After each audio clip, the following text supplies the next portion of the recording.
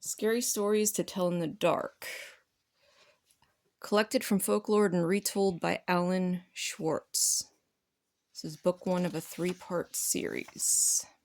The original version, so it's got all of the scary pictures.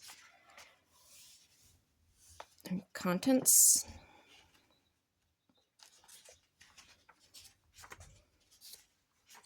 And the first section.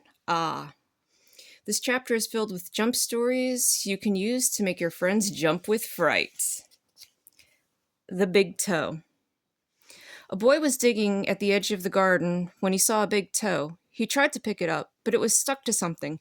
He gave it a good hard jerk, and it came off in his hand. Then he heard something groan and scamper away. The boy took the toe into the kitchen and showed it to his mother. "It looks nice and plump," she said. "I'll put it in the soup and we'll have it for supper."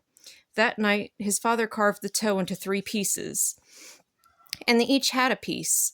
Then they did the dishes, and when it got dark, they went to bed. The boy fell asleep almost at once, but in the middle of the night a sound awakened him. It was something out in the street. It was a voice, and it was calling to him. "Where is my toe?" it groaned. When the boy heard that, he got very scared, but he thought, "It doesn't know where I am. It will never find me." Then he heard the voice once more, only now it was closer. "Where is my toe?" it groaned.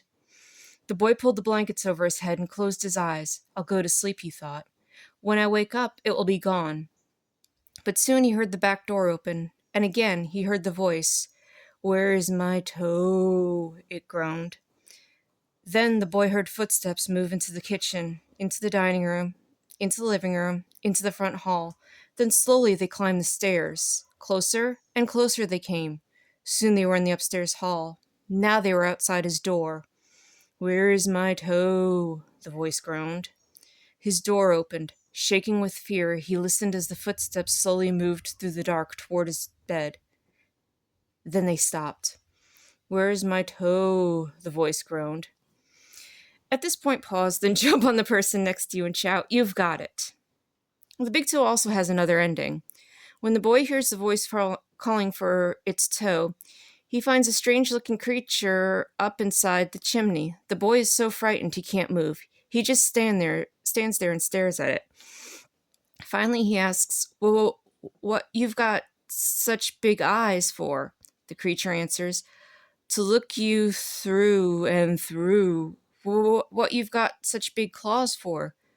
"To scratch up your grave." "What have you got such a big mouth for?" "To swallow you whole." "What have you got such teeth for?" "To chomp your bones." The Walk.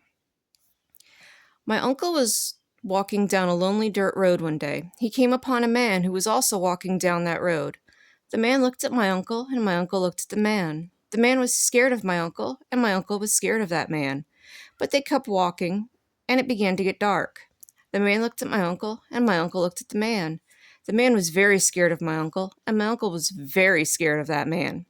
But they kept walking, and they came to a big woods. It was getting darker, and the man looked at my uncle, and my uncle looked at the man. The man was really scared of my uncle, and my uncle was really scared of that man.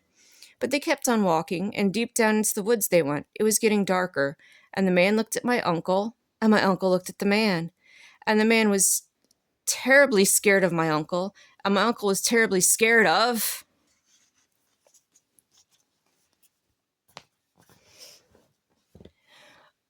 What do you come here for?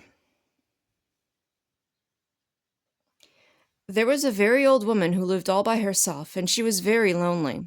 Sitting in the kitchen one night, she said, "Oh, I wish I had some company." No sooner had she spoken than down the chimney tumbled 2 feet, from which the flesh had rotted. The woman's eyes bulged with horror. Then 2 legs dropped to the hearth and attached themselves to the feet. Then a body tumbled down, then 2 arms, and a man's head. As the woman watched, the parts came together into a great, gangling man. The man danced around and around the room. Faster and faster he went. Then he stopped, and he looked into her eyes. "What do you come here for?" she asked in a small voice that shivered and shook. "What do I come here for?" he said. "I come for you."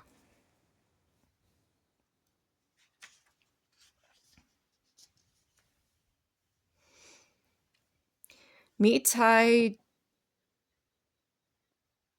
I don't know. Mitaido Walker. There was a haunted house where every night a bloody head fell down the chimney. At least that's what people said. So nobody would stay there overnight. Then a rich man offered $200 to whoever would do it.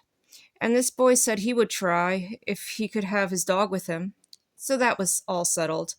The very next night, the boy went to the house with his dog.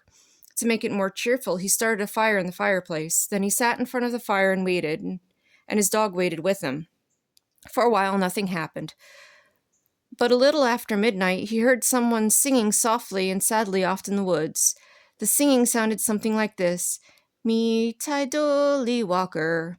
"It's just somebody singing," the boy told himself, but he was frightened.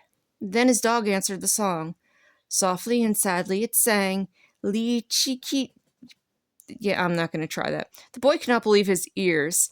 His dog had never uttered a word before. Then a few moments later, he heard the singing again. Now it was closer and louder, but the words were the same. "Me tai dolly walker." This time the boy tried to stop his dog from answering. He was afraid whoever was singing would hear and would come after them. But his dog paid no attention. And it sang, "Lee chi kinchi kali molly dingy do dingy do." A half hour later, the boy heard the singing again, and now it was in the backyard. And the song was the same, "Me tai dolly walker." And again, the boy tried to keep his dog quiet, but the dog sang out louder than ever, "Lee chiki chikali molly dingo dingo." Soon the boy heard the singing again. Now it was coming down the chimney. "Me tai dolly walker." And the dog sang right back, "Lee cheeky chikali molly dingy do." Suddenly a bloody head fell out of the chimney. It missed the fire and landed right next to the dog. The dog took one look and fell over dead from fright. The head turned and stared at the boy. Slowly it opened its mouth and... ah! A man who lived in Leeds. Some say this rhyme doesn't mean anything. Others are not so sure. There was a man who lived in Leeds. He filled his garden full of seeds, and when the seeds began to grow, it was like a garden filled with snow. But when the snow began to melt, it was like a ship without a belt. And when the ship began to sail, it was like a bird without a tail. And when the bird began to fly, it was like an eagle in the sky. And when the sky began to roar, it was like a lion at my door. And when the door began to crack, it was like a penknife in my back.